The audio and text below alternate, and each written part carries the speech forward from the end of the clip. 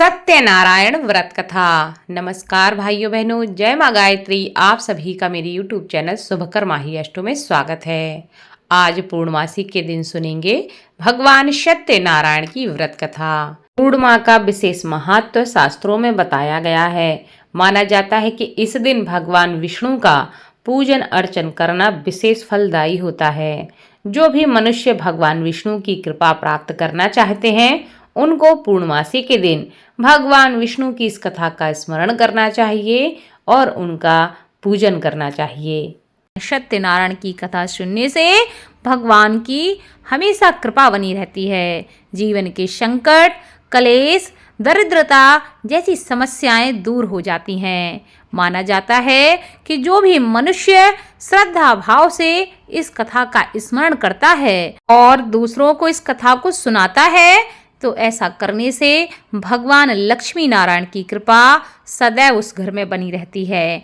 माना जाता है कि जो भी मनुष्य श्रद्धा भाव से इस कथा को सुनता है उस घर में लक्ष्मी का निवास होता है, क्योंकि जिस घर में भगवान नारायण का स्मरण होता है उस घर में माता लक्ष्मी सदा ही निवास करती हैं, क्योंकि माता लक्ष्मी नारायण की अर्धांगिनी है। और जिस घर में उनके पति का लोग स्मरण करते हैं उस घर में उनकी पत्नी सदा निवास करती हैं। इसलिए भगवान लक्ष्मी नारायण की कृपा प्राप्ति के लिए, जीवन की मनोकामनाएं पूर्ति के लिए इस कथा को अवश्य सुनना चाहिए और आपके जो अपने हैं उन्हें भी सुनाना चाहिए।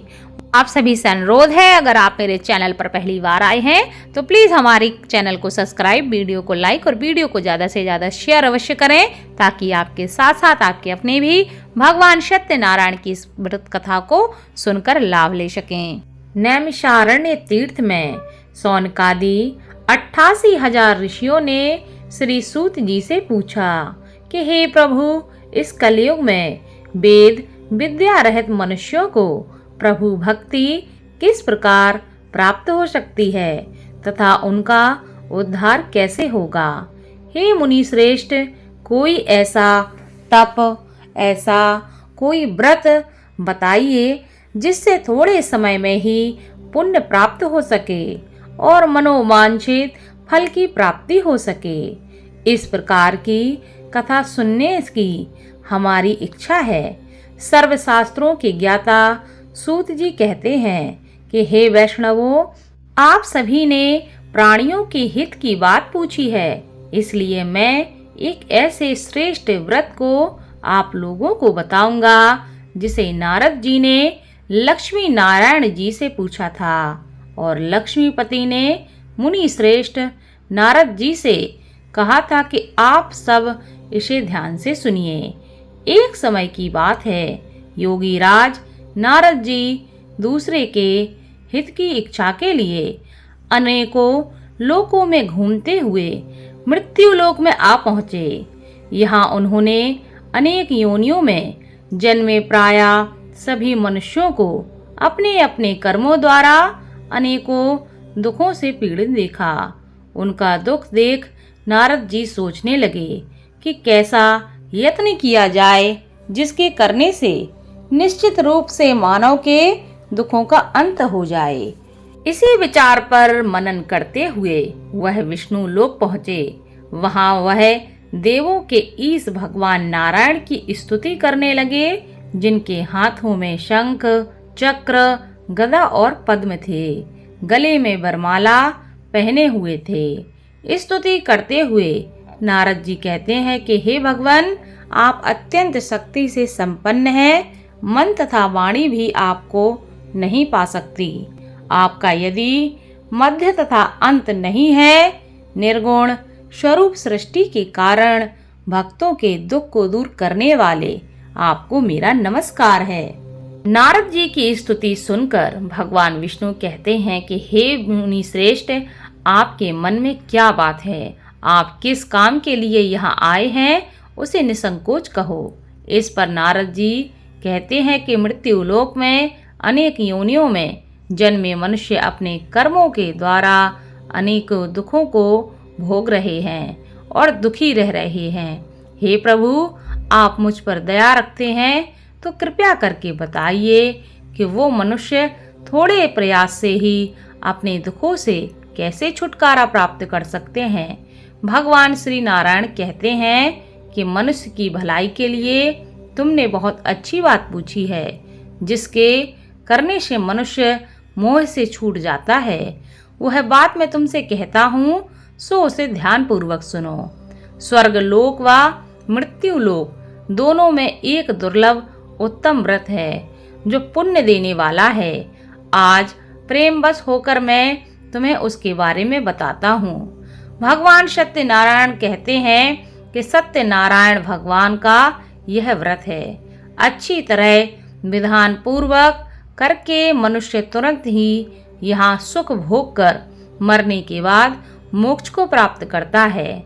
भगवान श्री हरि के वचन सुनकर नारद जी कहते हैं कि उस व्रत का फल क्या है, उसका विधान क्या है, यह व्रत किसने किया था और इस व्रत को किस दिन करना चाहिए, सविस्तार करके आप कृपया करके मुझे बताएं।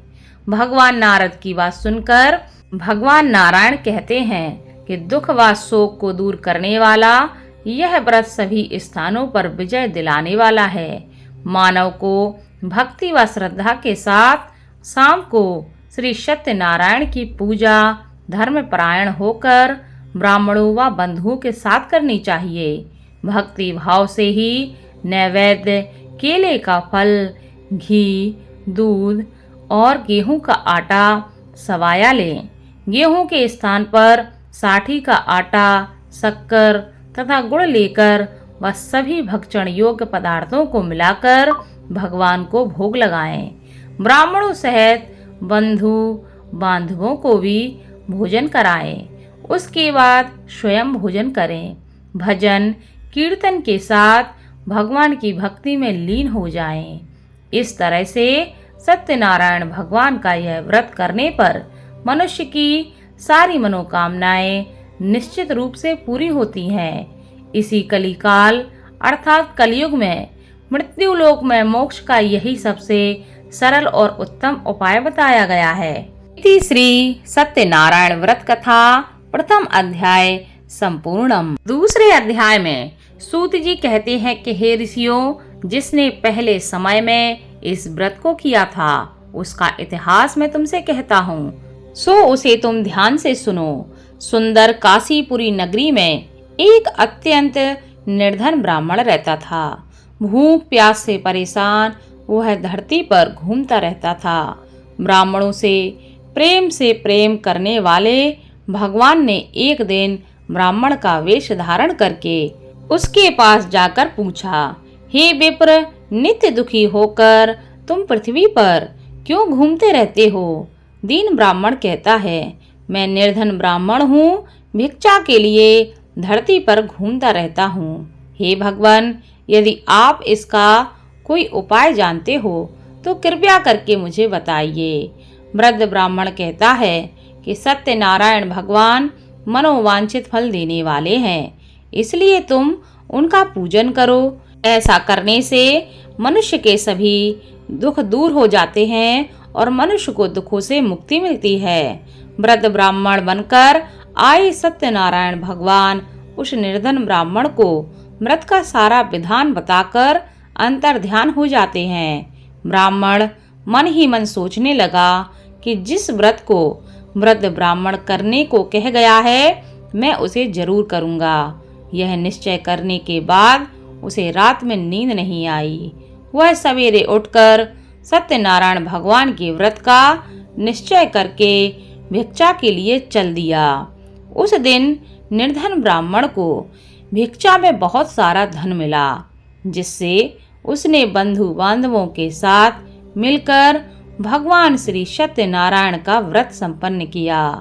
भगवान सत्यनारायण का व्रत संपन्न करने के बाद वह निर्धन ब्राह्मण सभी दुखों से छूट गया और अनेक प्रकार की संपत्तियों से युक्त हो गया। उसी समय से यह ब्राह्मण हर माह इस व्रत को करने लगा। इस तरह से सत्यनारायण भगवान के व्रत को जो मनुष्य करेगा वह सभी प्रकार के पापों से छूटकर मोक्ष को प्राप्त होगा।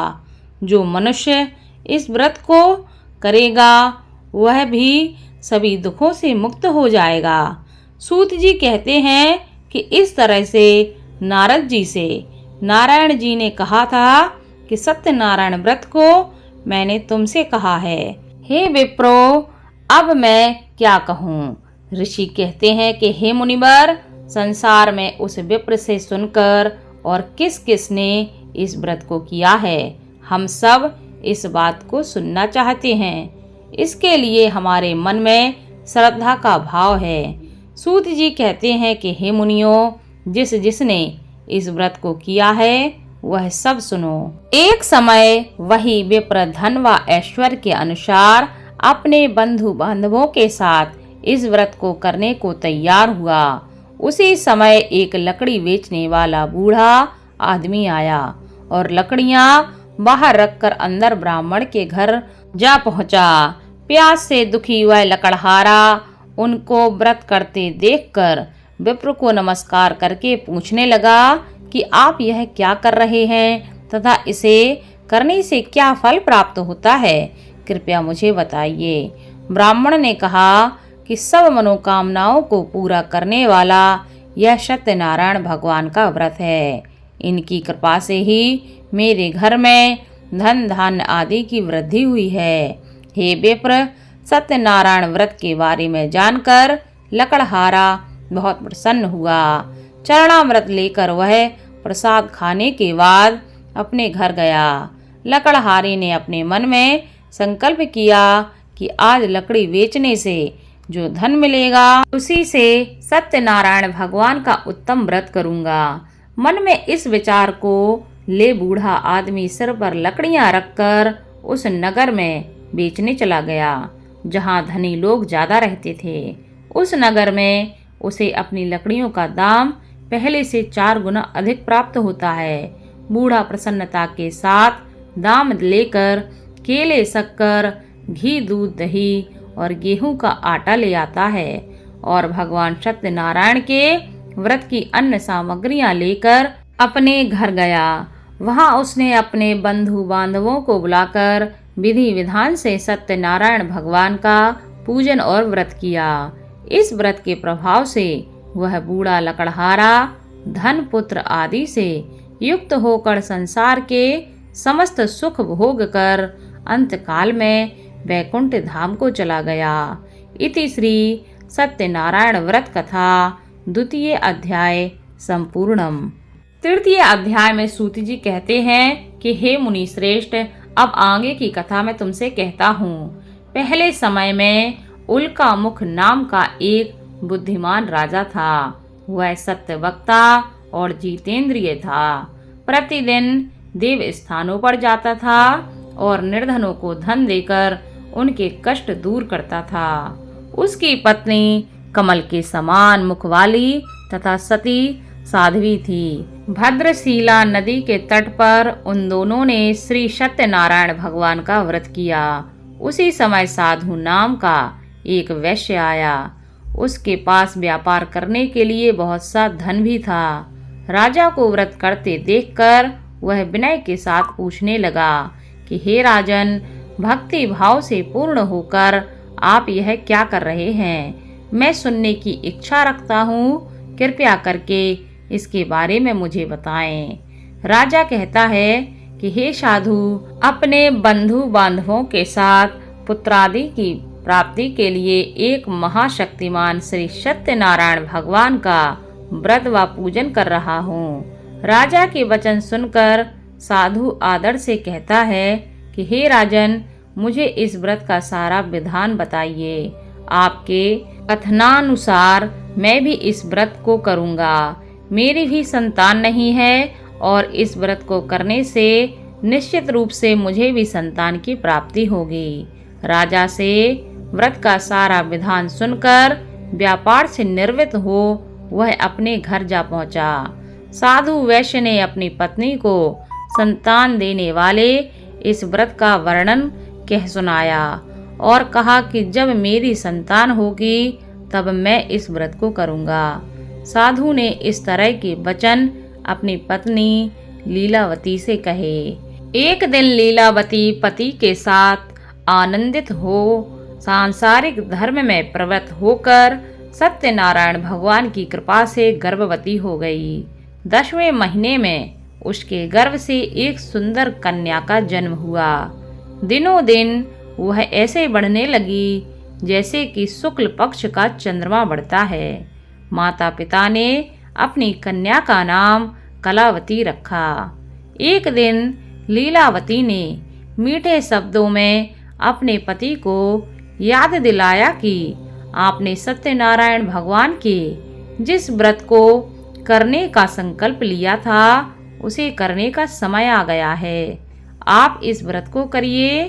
साधु कहता है कि हे प्रिय, इस व्रत को मैं उसके विवाह पर करूंगा। इस प्रकार अपनी पत्नी को आश्वासन देकर वह नगर को चला गया। कलावती पिता के घर में रहकर वृद्धि को प्राप्त हो गई। साधु ने एक बार नगर में अपनी कन्या को सखियों के साथ देखा तो तुरंत ही दूत को बुलाया और कहा कि मेरी कन्या के लिए योग्य वर ढूंढ कर लाओ। साधु की बात सुनकर दूत कंचन नगर में जा पहुंचा और वहां देखभाल करके लड़की के सुयोग्य बाणिक पुत्र को ले आया। सुयोग्य लड़के को देखकर साधु ने बंधु बांधवों को बुलाकर अपनी पुत्री का विवाह कर दिया। लेकिन दुर्भाग्य की बात ये कि साधु ने अभी भी सत्यनारायण भगवान का व्रत नहीं किया। इस पर भगवान सत्यनारायण को क्रोध आ गया और उन्होंने श्राप दिया कि साधु को अत्यधिक दुख मिले। अपने कार्य में कुशल साधु बनिया जमाई को लेकर समुद्र के पास स्थित होकर रत्नाशारपुर नगर में गया। वहां जाकर दामाद ससुर दोनों मिलकर चंद्रकेतु राजा के नगर में व्यापार करने लगे। एक दिन भगवान सत्यनारायण की माया से एक चोर राजा का धन चुराकर भाग रहा था। उसने राजा के सिपाहियों को अपना पीछा करते देख चुराया हुआ धन वहां रख दिया जहां साधु अपने जमाई के साथ ठहरा हुआ था। राजा के सिपाहियों ने साधु वैश्य के पास जाकर राजा का धन पड़ा देखा तो वह ससुर जमाई दोनों को बांधकर प्रसन्नता से राजा के पास ले आए और कहा कि उन दोनों चोरों को हम पकड़ लाए हैं, आप आगे की कार्रवाई की आज्ञा दें। राजा की आज्ञा से उन दोनों को कठिन कारावास में डाल दिया गया और उनका सारा धन भी उनसे छीन लिया गया। भगवान सत्यनारायण के श्राप से साधु की पत्नी भी बहुत दुखी हुई। घर में जो धन रखा था उसे चोर चुरा ले गए। शारीरिक तथा मानसिक पीड़ा व भूख प्यास से अति दुखी हो अन्न की चिंता में कलावती के ब्राह्मण के घर आई। वहां उसने श्री सत्यनारायण भगवान का व्रत होते देखा, फिर कथा भी सुनी। वह प्रसाद ग्रहण कर वह रात को घर वापस आई। माता के कलावती से पूछा कि हे पुत्री, अब तक तुम कहाँ थी? तेरे मन में क्या है? कलावती ने अपनी माता से कहा कि हे माता, मैंने एक ब्राह्मण के घर में सत्यनारायण भगवान का व्रत देखा है। कन्या के वचन सुनकर लीलावती भगवान के पूजन की तैयारी करने लगी। लीलावती ने परिवार व बंधु बांधवों सहित सत्यनारायण भगवान का पूजन किया और उसने वर मांगा कि मेरे पति तथा जमाई शीघ्र ही घर वापस आ जाएं। साथ ही यह भी प्रार्थना की कि हम सब का अपराध प्रभु आप क्षमा करें। भगवान सत्यनारायण इस व्रत से संतुष्ट हो गए और राजा चंद्रकेतु को अपने सपने में दर्शन देकर कहा कि हे राजन, तुम उन दोनों वैश्यों को छोड़ दो और तुमने उनका जो धन लिया है उसे वापस कर दो। अगर ऐसा नहीं किया तो मैं तुम्हारा धन व राज्य संतान सभी नष्ट कर दूंगा। राजा को यह शब्द कहकर वह अंतर ध्यान हो गए। प्रातः काल सभा में राजा ने अपना सपना सुनाया। फिर बोले कि बड़े पुत्रों को कैद से मुक्त करके सभा में लाओ। दोनों ने आते ही राजा को प्रणाम किया। राजा मीठी वाणी में बोला, हे महानुभाव, भाग्यवश ऐसा कठिन दुख तुम्हें प्राप्त हुआ है, लेकिन अब तुम्हें कोई भय नहीं है। ऐसा कहकर राजा ने उन दोनों को नए वस्त्र आभूषण भी पहनाए और जितना उनका धन लिया था उससे दुगना धन उन्हें वापस किया और दोनों को वहां से छोड़ दिया और दोनों वैश्य अपने घर चल दिए। इति श्री सत्यनारायण व्रत कथा तृतीय अध्याय संपूर्णम। चौथे अध्याय में सूत जी कहते हैं कि वैश्य ने मंगलाचार कर अपनी यात्रा आरंभ की और अपने नगर की ओर चल दिए।